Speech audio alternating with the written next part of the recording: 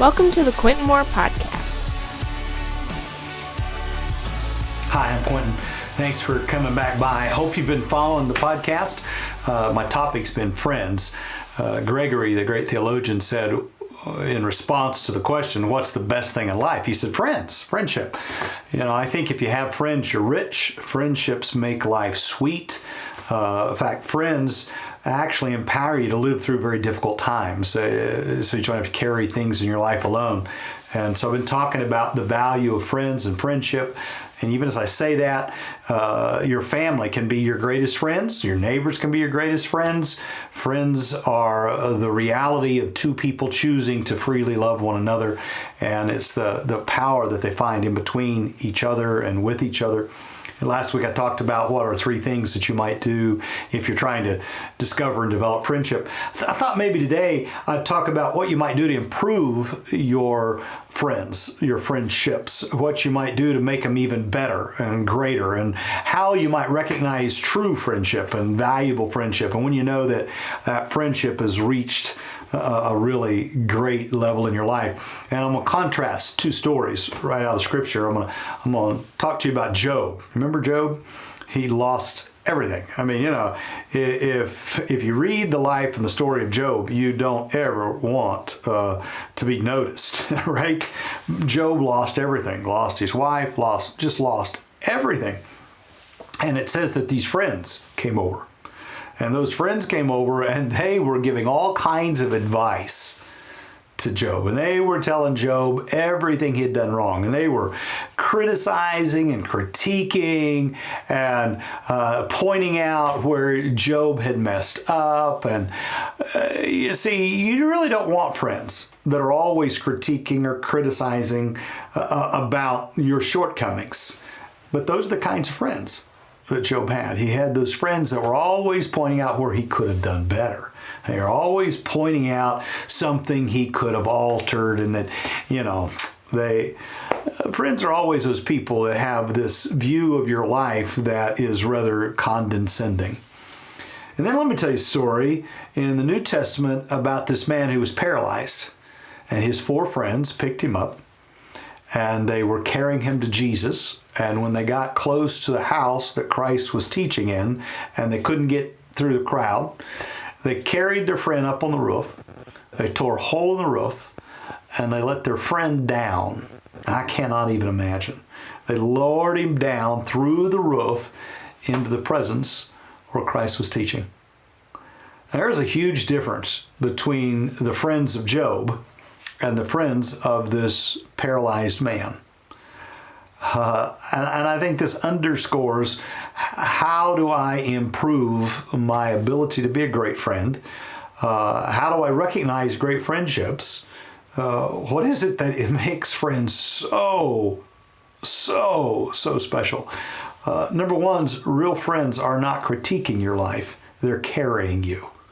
Real friends have compassion for you. And compassion is not moved to try to get you to make changes in your life.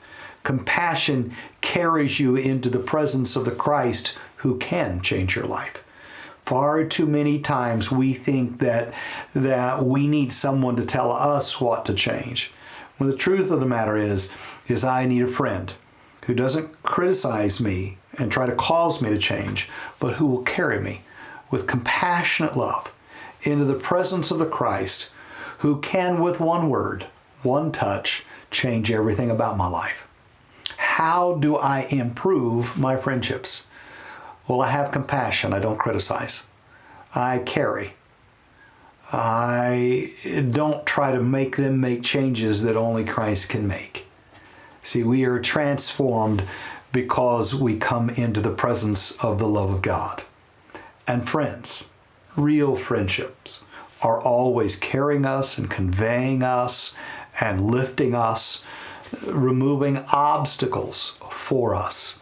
The man was paralyzed. He couldn't walk to where Christ was. He certainly could not have got on the roof and got himself down through that hole in that roof. But see, friends remove the obstacles. Friends overcome our own weaknesses for us. Real friends don't point out our weaknesses, don't try to teach us how to walk, don't try to tell us how to climb up on the roof. Real friends carry us, get up on top of the roof. Real friends do everything they can do to get us into the presence of the one who can make the changes in our lives. So it's very short this week. How do I improve my friends? How can I be a better friend?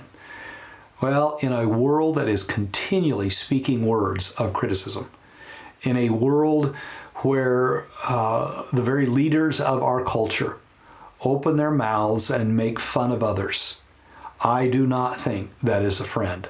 I do not think that that emulates the goodness of God. Friends always find what's best in each other. Friends always carry one another into the present where we can become better. And so that story of the friends that carried the paralyzed man into the presence of the master, that's the kind of friend I want to be. That's the kind of friend I need to be.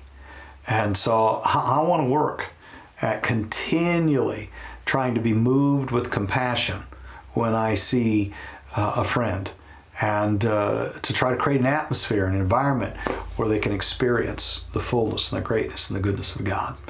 So my homework for you right now is that you stop for just a moment and that you contemplate if you have a friend in your life that needs your compassion and not your critique. And that maybe you need to ask, on the other hand, maybe you need to ask somebody, could you carry me? Could you pray for me? Could you help me to get to that next level of the presence of Christ, wherein these things that I'm confronting in my life might be overcome by His love and His mercy and His grace? So how do we become better friends? We need a good radical dose of compassion, a good radical dose of caring for our fellow man, and not marginalizing one another because they're different or weak or other. So to love others more than we love ourselves, carry our brother and our sister. So I think that's how you recognize and you improve the value of friends in your life. So I'm Quintin, and this is a podcast on friends. It's short, real quick. You can share this with someone. You can visit me on the blog. Until next time, peace. Thanks for listening to this episode of the Quintin Moore Podcast. You can connect with Quintin online at quintinmoore.com or on social media using @BishopQuintin.